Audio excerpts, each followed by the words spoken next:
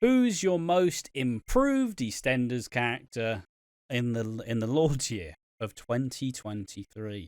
There's a lot of really good suspects for this one, in my opinion. There's a lot of characters from the year previous that I just fucking despised. Obviously, an immediate one could say Linda, but I've already given her a lot of love already. But I definitely have a couple in there that I could throw to. Improved me. I started off being a shy boy. I know. Very true. Piggy is the most improved. Yeah. Give me that fucking award. Thank you. I was obviously a diamond always, so I didn't need to improve. I just kept being me. Thank you. There's a lot of good characters for this category, though. I mean, immediate honorable mentions: Ricky Butcher. I know he didn't spend too long on the show, but he made everybody. I was going to sound like the Fat Boy Stan account for a second. He made everybody want him back. He made me want him back, and I do. Wait, what is this category again? Most improved. Okay, yeah. I also just generally, obviously, Ian, Cindy, Peter, new face, better attitude than they used to have in previous times. But I've definitely got my eyes on some. What do you reckon? Where are you leaning at on most improved? Well, do you want me to start off my number 3? Yeah, I guess. Number 3 is now just a trigger warning, because people, you can flack me for this, because this is my first time ever watching this character, so he's improved to me in my heart. His heart is very dark, and he's a mean man who shouldn't get what he wants, but he mostly does because he manipulates people. And if you couldn't tell from that clue who it is, well, it's obviously Tyson the dog. It's obviously him. Fucking manipulates everyone. But if you want a serious answer, it's obviously Dean Mix. Just a man. Not many characters you look and go, if this is real life, would you like to beat the shit out of him? And then you look at him, and you're like, if you weren't play, if like I don't know what the actor's name is, but if he didn't Matt play D'Angelo. Like Matt D'Angelo, I want to shout you out, because if you were just playing I forgot his name now. Dean. Yeah, Dean. If you were just playing Dean 24/7, you would make me want to punch you. It's like the niche thing where it's like, I hate you, I want to fuck you. Mine is just, I hate you, I want to punch you. But I love you so much, Matt D'Angelo. You play him so well. Yeah, because Dean Wicks. You carry on. I know I'll upset people. I understand if you have previous issues with sexual abuse, but you have to understand from a standpoint, they're playing it so well, where he's crawling, he's literally on his hands and knees, he is fucking begging everyone to forgive him. And literally, again, I'll do the example again, he walks into a shop, he goes, "Can I get a cornetto, please?" Rapist. "I just want a cornetto." "Yeah, you're a rapist." And he's literally like, "Guys, will you leave it alone?" And they're like, "No, you did something wrong." Even whilst he's doing that, he turns around and then just goes, and then even just like, he hasn't owned it too often, but when he does, you're like, you fucking piece of shit. You know, like, he hides it for 90% of that time, and when that like 10%'s hidden, just like, you son of a bitch. You know, like I look at, like, there's a brilliant example I'll give. It's the scene where Karen is outed as being Albie's kidnapper, and basically Dean is like, "Oh yeah, everyone forgot about me. Look at me, I'm a good boy." And it's like, see it's you, so Keanu. Unreasonable. It's you, Keanu. You're a bollocks. You're a fucking bollocks. He also he gets to do some of the funniest like lines as well, where it's like, "Oh, Keanu, didn't realize it was take your mum out to lunch day." And just fucking like, he's really good at being an absolute bastard. And yes, obviously it's not condoning the actions that the character did. No. It's obviously fucked up, and you know, we want Dean to get some fucking, like, we want him to face some fucking time, you know, we want him to get his comeuppance. There we are. We want to see him get his comeuppance, but also he's very good at playing the victim, and that's why it's infuriating, because we obviously all know that he's not the fucking victim in this. You know, like, it's really good and really compelling. See, I haven't publicly stated this, but there is times where I'm watching EastEnders And I know I'm supposed to be rooting for Linda, but he just comes across as so convincing. I'm like, yeah, oh, wait, he's a rapist. It's like when your favorite musician turns out to be like a pedophile. You're like, I love this Oh, wait, he's a pedophile. Oh, Like, sorry, yeah, sorry. it's you don't like you will never be able to endorse him because what he did is unforgivable, and that's always gonna be there. But he's really good at making everybody forget, Yeah. which is the infuriating part, which is why the character's really interesting. And the dynamics they're doing with Gina, I think it's Gina, Yes. Gina and Dean is honestly great because you can see him like obviously for Marvel fans, you can see him kind of becoming like Venom, latching on to Gina, slowly turning her against Linda. Yeah, exactly. And you're looking from an outsider's perspective, looking in on this like, Dean, you bollocks, Stay don't away, you do this? piece of shit. Stay away. And then he's going, yeah, Gina, it was all love, baby, love, like in France. Peace and war, man. And Gina's like, oh my god, your words are so convincing. And it's like, we're watching it from because you can see that like she's been taken in by him being a good dad, like all of the stuff he's trying to do that aren't selfish. So it's like, oh, he is just a nice person, but we know he's fucking not. We know he's just playing her. Yeah, and I just feel like he's great. So he's like most improved to me. He plays it really well. Yeah, and like I understand people. You can get upset at me for it, but you have to realize I'm talking about him in the perspective of he's improved because yes, they're throwing apples at him and going, you're a rapist, but he's throwing the apples back going, yeah, I'm a rapist. Sometimes I own up to it, but fuck it, what are you gonna do? But yeah, The court ruled me out. He's so good that it's infuriating. Yeah, so. You really want to see him get punched. Yes. But when he gets punched, you're gonna be like, fuck, you deserve that. But he's kind of like that boil in your arse. You want it to go away, but it won't go away. And as hard as you try to get the boil away, he just won't go away. He's sticking there. And he's telling you, I'm not getting off your arse. I'm fucking staying. And it's like, oh my god. I suppose for my number three.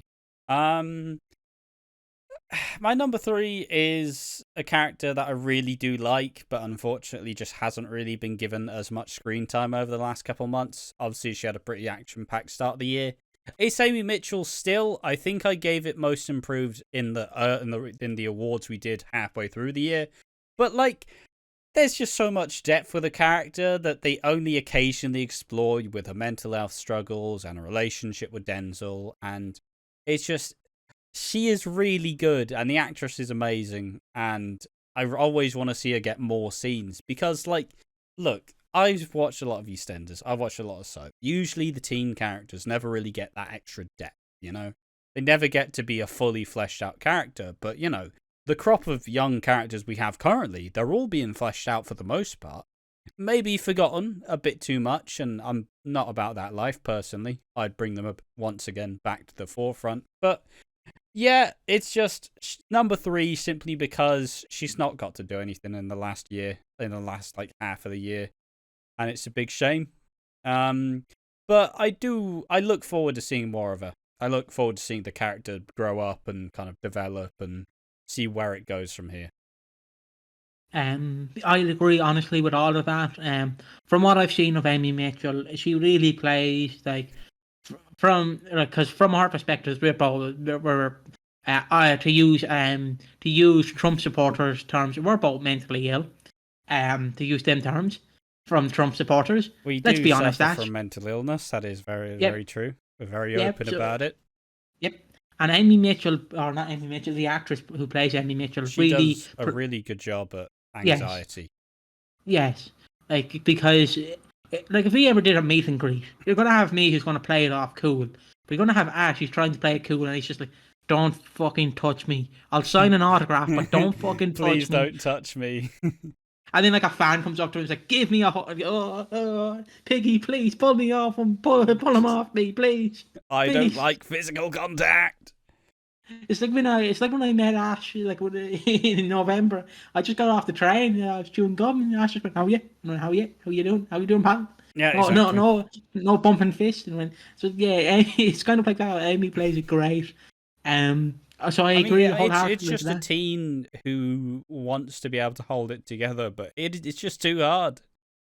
It's just too hard to keep it together sometimes. You know?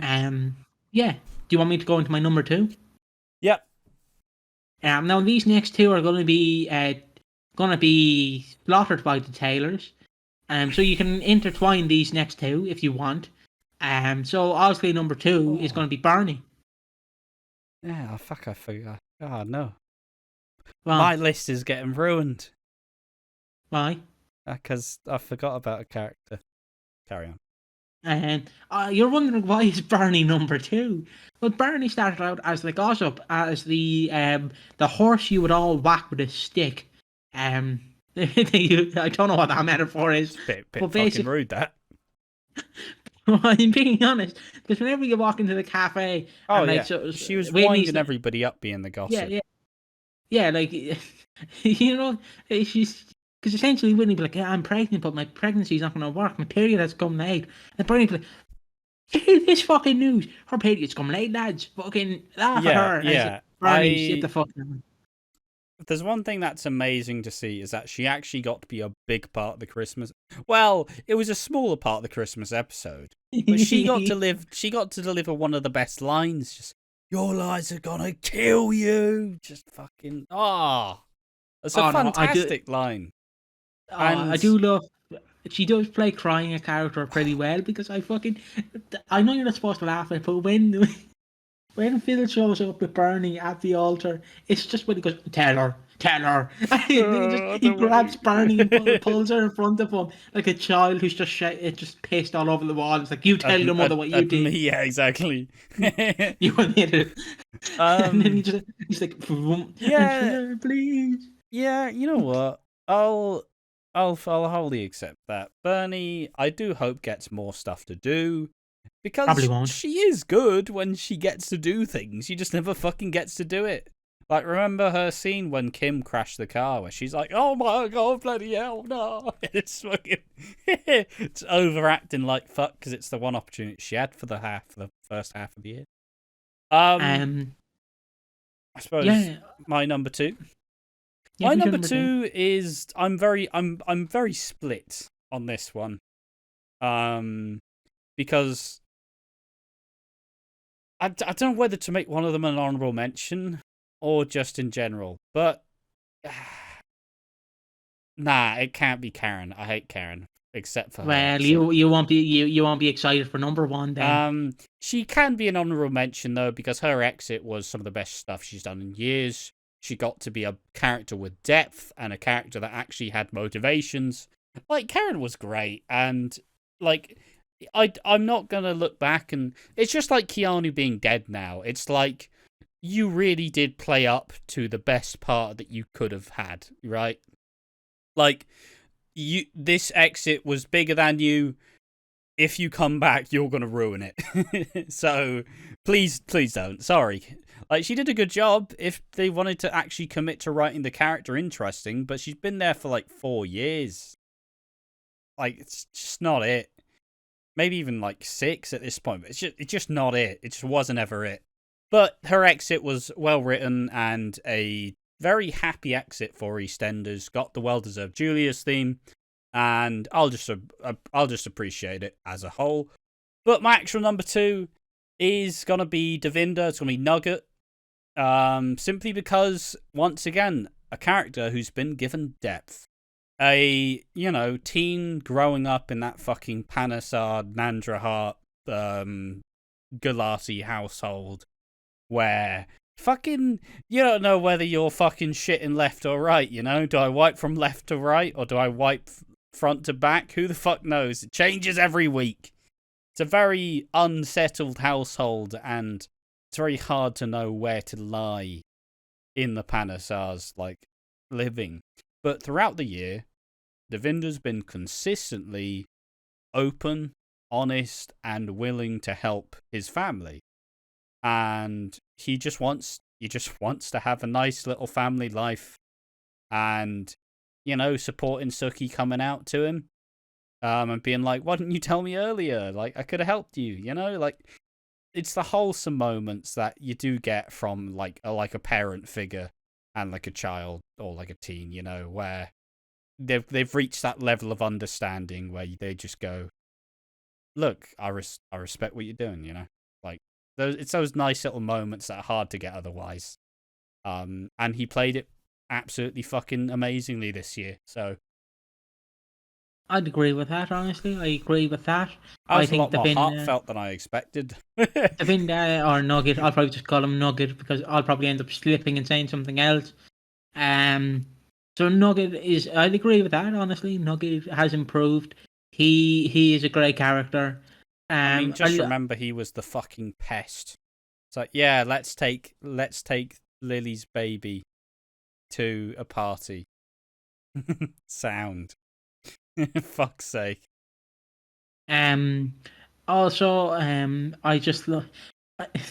He'll always be remembered for one of my favorite Watching Walford moments, which is fucking Ash was like, "Yeah, smash everything in your fridge" or something like that, and fucking so there's this serious scene between Nugget and Suki. Was like, "Yeah, I'm a lesbian." Then I hear from fucking because Ash had to show me his stream because if we did a synced up, mine would be 5 seconds ahead. So all I hear is just, "Yeah, I'm a lesbian. Smash everything in your fridge. Smash everything in your fridge." Just fucking. And just like I know people might go, but that's not part of EastEnders. I know it's not a part of it, but it's the moments you make along the way because the things you'll remember. So like when I think of the first year of watching Walford, I'm gonna think of that funny scene where Suki comes out to Nugget, and all I hear in the background is just a rapper talking about smashing your fridge up, and I'd wholeheartedly agree with that. Now number one. Do you want me to go into number one? Yeah, go into number one. And then I'll go into my honourable mentions. Now, I'm going to immediately see Ash. Honourable mentions before the number one, for fuck's sake. Well, the honourable mentions then are going to obviously go to Harvey, because Harvey's improved. He's gone from being a waste of space to actually being something. When he wore that do-rag at the fucking Panasaw's wedding, I lost my shit. I lost my fucking shit. Or whatever it was called, a habnabber, something. For fuck's sake. That's not anywhere near, but yeah, just carry on. When he wore that, he made me laugh. He wore a headscarf. To be respectful of the tradition. I think it's I think say a Sikh tradition where you keep your hair like covered. And I'm not laughing at the fact that is just the fact. Like, Harvey looks like a British bloke who's trying to fit in. You can, like, if you had to pick out who's actually a part of this culture and who's not, you go look right at Harvey and you go, you're probably a Tory supporter or just a British geezer. You don't fit in. He voted leave. Yeah. I just want Britain to be back British. Oh. That's what I mean. Like I'm not making fun of the original. It's just the fact that he looked like a sore thumb, in the middle of it. Stuck out, didn't he? He's like jeans somehow fit in, but it's just Harvey, big gut out, fucking. Look at me, I fit in with culture. Don't hate them people, but the problem I have, they take our jobs. Harvey, fuck not now. But yeah, Harvey's an honourable mention. Alfie again, another one because the last time I seen Alfie, he stunk up the place. And obviously, Ash, get ready for it. Say it with me. 3, 2, 1. You Slater women are all the same. It's your fault you got raped by your uncle. Charlie. Cat. Harry. Not I nearly said Charlie. Charlie's the I dad. nearly said yeah. I nearly said Charlie. I was like, it's Charlie or Harry. Who is it? Yeah, that's the last time I really seen of Alfie was that. Obviously, I seen him throughout 2023 and doing the watch-alongs with Ash. I've obviously seen him going back through the years, obviously 2022, where he's on the roof, which I love. It's not really counted in this, but I just love them on the roof. Then, of course, you go to 2018, where he gets fucking pushed down the stairs, hits his head on the log, that non-disclosed log. Then you go back to his shining moment with Spencer and David Williams. Fuck David Williams, massive wanker. Where he's... We're safe. Fucking... Digital Spy confirmed that Ben's leaving. We're safe. Alright. Oh, yeah, sorry. Sorry. Did you pause the recording or did you? No, it's still in. Keep going. Oh. And basically, yeah, he has that moment where he's basically having his wedding where he's being honest. So seeing Alfie be more honest and then get diagnosed with cancer, was really sad for me because Alfie, when I last saw him, was like a bad apple. It's like, oh, it's the only thing I have in the fridge. Just, oh. It's like, Yeah, oh, it's just gross. and then when I seen him again, he was like a brand new bowl of cornflakes. Like, oh, first week of the month. I love some cornflakes now. A bit of milk on a cold morning, heat it up. Oh, it'll be delicious. He's grown into that for me. And then obviously Mitch. It's another one. Again, from what I seen last time, Mitch wasn't doing anything. And then obviously he's improved. But you can switch Mitch with number 1 if you want. Ash, get ready to leave the Discord call because you're going to be very mad at this. Everyone, please welcome to the stage number 1 for me. Please welcome. She's running up the stage. Oh, she's falling. She's taking on the smoky. She's getting a smoke out. Please welcome Karen Taylor. I don't hate it personally. It's just that it's just, before the exit, she was shit. She was shit. That's my issue. Like before the exit was good. She got a better exit than she probably deserved.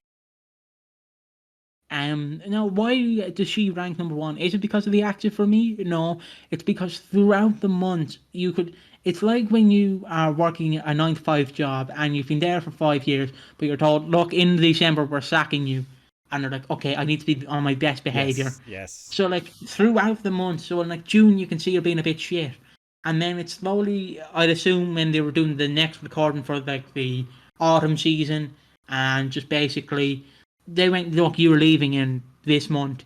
It's basically where we see her like step up in the other recordings, because she's gone from being a background character. Now she's having these emotional scenes with Keanu. She's improving her acting, because it feels like before they were like, now Karen, say the funny walk line. Yes.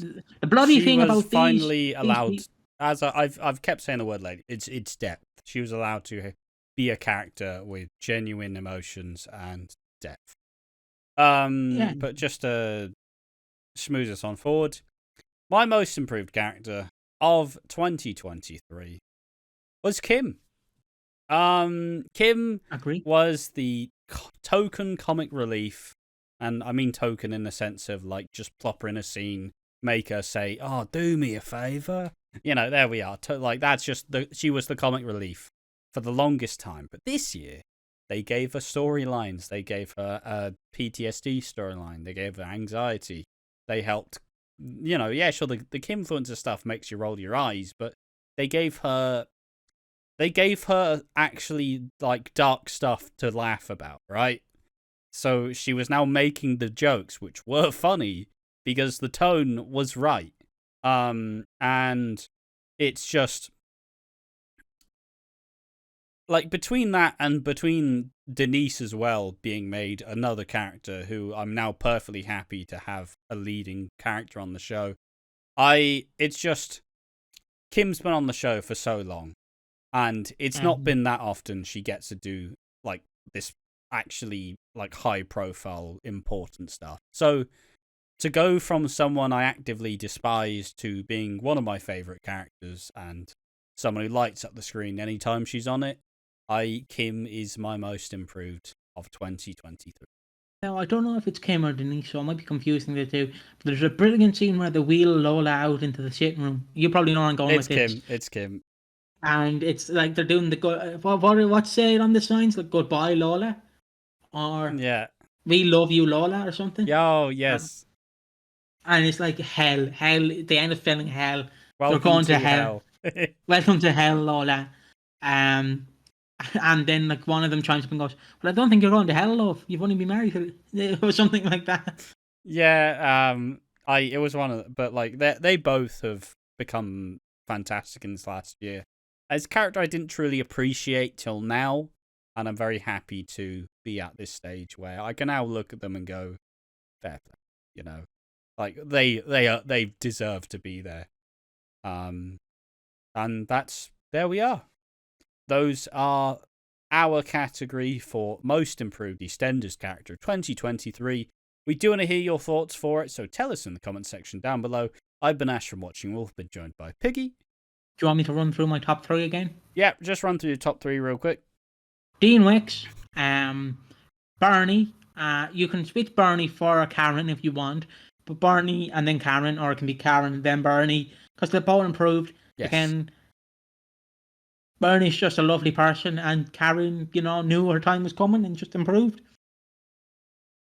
And she had that amazing scene with Jed about the cracker factory, and she wanted her money for her ciggies. And obviously mine were Amy, Mitchell, Devinda or Nugget, and Kim. That's my most improved. Tell us who you think are your most improved. We want to hear your thoughts. Thank you for watching. Join us in the next one. Bye-bye.